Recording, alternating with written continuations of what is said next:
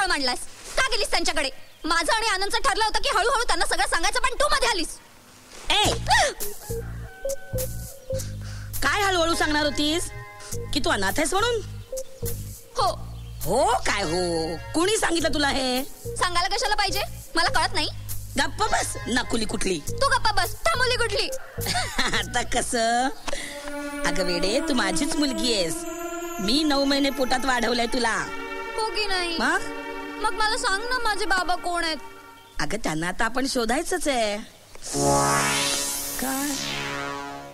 अगं मम्मी, तुला कळतंय का तू काय बडबडतेस? हो. अगं वेडे, तू परीक्षा नळी बालक आहेस. काय? Test tube baby. Test tube baby. Test tube baby? मी?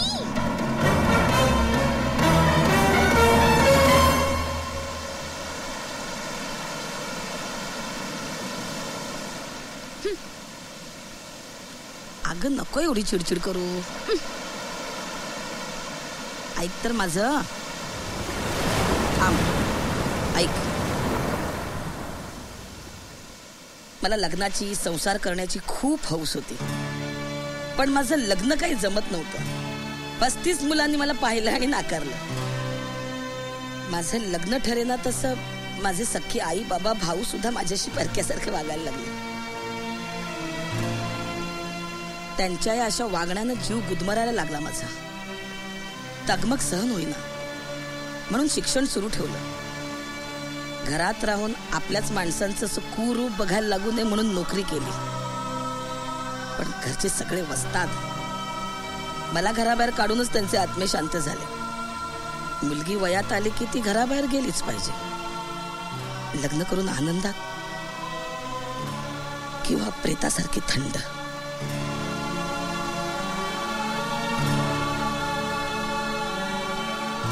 मी बाहेर पडले खरी, पण ते एकटे पण मला काही सहन होईना. मला माझं कोणीतरी हवं होतं.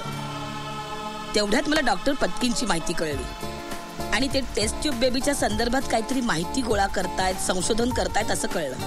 म्हणून मग मी त्यांची भेट घेतली. त्यांना म्हटलं मी माझी आणि माझ्या बाळाची काळजी घ्यायला समर्थ आहे, पण मला बाळ हवंय. त्यांनी बीजारोपण केलं. कुठल्या पुरुषाचा अंश आहे याच्याशी मला घेणं देणं नव्हतं. मी आई होणार याचाच मला आनंद होता. आणि मग तू झालीस आणि माझं जगच बदलून गेलं. सगळं जग मला सुंदर दिसायला लागलं. मी अगदी भरभरून जगू लागले आपल्या दोघींसाठी. आई म्हणजे देव असं म्हणतात. हे देव पण मला तुझ्यामुळे लाभलं बायो. मम्मी, विश्वास नाही बसत ग या सगळ्या गोष्टींवर. विश्वास ठेव सोनिया. तू टेस्ट ट्यूब बेबी असलीस ना तरी माझी एकटीची आहेस तू.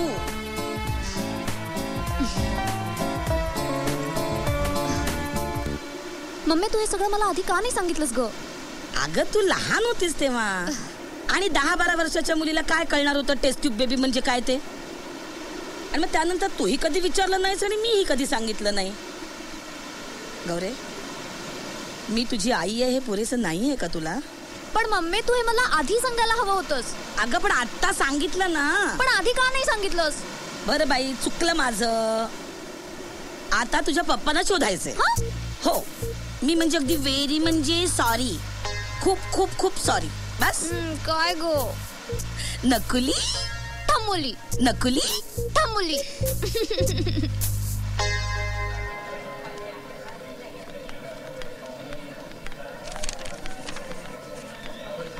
बापू,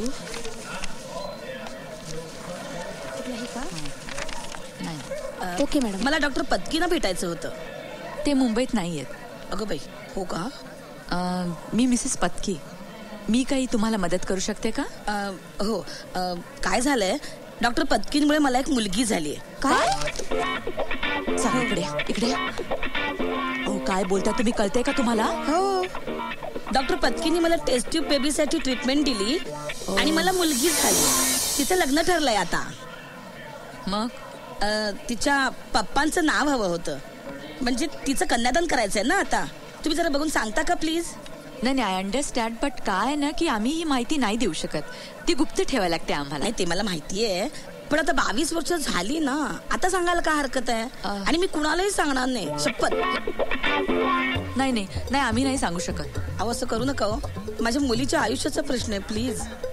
आय एम सॉरी. सॉरी ना मग सांगा ना प्लीज. मी खरंच अगदी गुप्त ठेवीन माहिती. काय आहे ना, ही माहिती जर मी तुम्हाला दिली ना तर तुमच्या मुलीला बाप मिळेल. हो, पण माझी मुलं अनाथ होतील ना. म्हणजे माझी नोकरी जाईल. अगो बाई, एवढं सगळं होईल का?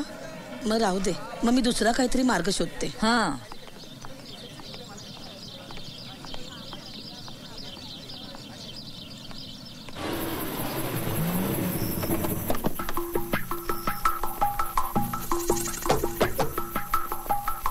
मम्मी, भीती वाटते ग मला. लग्न करायचंय ना तुला, मग घाबरतेस काय? आणि बापू आहेत ना बरोबर. मम्मी तसं मी पण घाबरतो. अयश, हो का? मग एक काम करा, दीर्घ श्वास घ्या.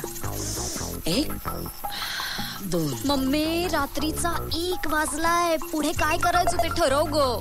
हे बघ, मी असा विचार केलाय, आपण त्या रिसेप्शनिस्ट कडे जायचं, तिला विचारायचं रेकॉर्ड रूम कुठे आहे, ती सांगेल. मग आपण हळूच तिच्या नकळत आत घुसायचं, शोध घ्यायचा की मग चहा प्यायला घरी. मम्मी, आपण या हॉस्पिटलचे मालक आहोत का? नाही. मग ती कसं असं सहज आपल्याला आत घेऊन जाणार मम्मी? अगं बाई, मग मम्मी, आपल्याला गुपचूप आत शिरावं लागेल.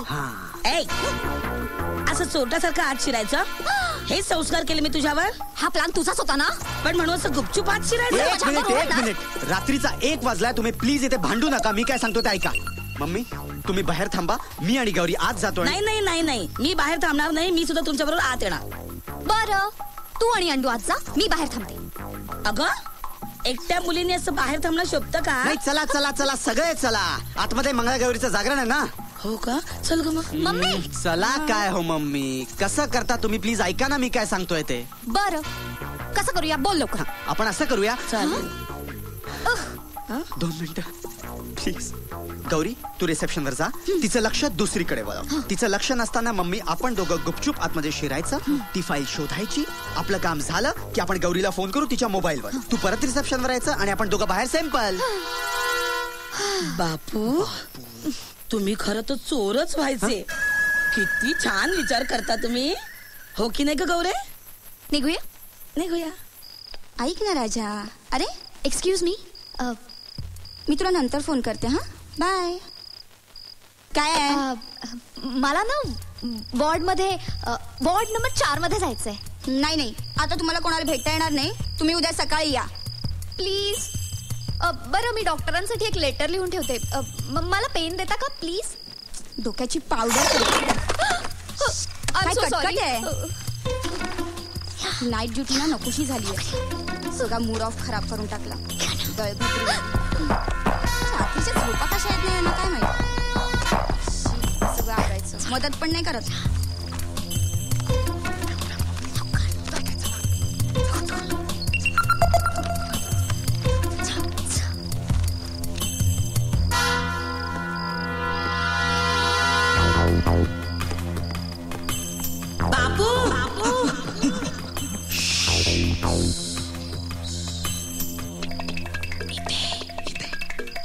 इथे गौरीचा जन्म झाला होता. सिझर झाला होता. चला.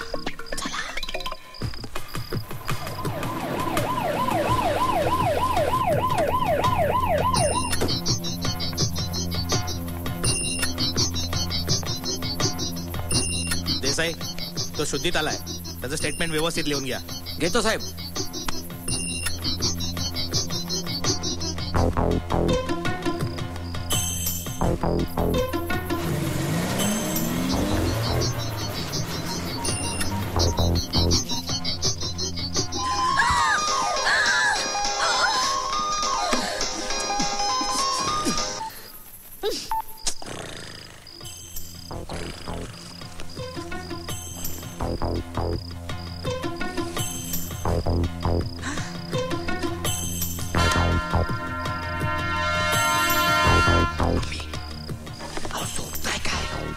रात्र झाली, वाजले किती?